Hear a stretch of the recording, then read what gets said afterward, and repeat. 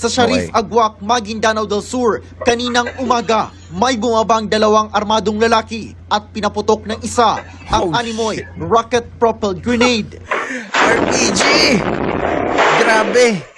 Pinuntirya pala nila ang Oh, convoy ni Sharif Agwak Eto, Mayor andito sila eh. Dato Ahmad Mitra Ampatuan Eto, Sr. pa sila doon. Tinamaan ang sinasakyan niyang black SUV.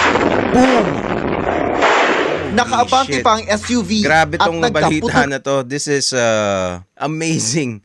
Of course, it's bad na may nangyayaring ganito na hindi maganda sa society. But at the same time, saan ka makakakita sa Pilipinas na gumamit ng RPG para at all outside the war. So another ampatuan is on the news.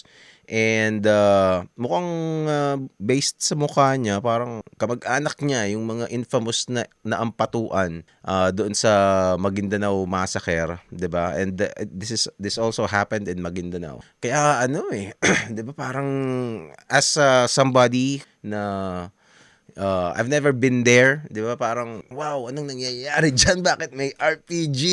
'Di ba? Bakit kayo naglilibing ng isang buong convoy? 'Di ba? Di ko alam kung anong klaseng politika meron dito sa lugar na 'to. But eto mga ganitong mga balita na nanggagaling doon, parang you can't help but imagine how crazy na lang the politics is over there.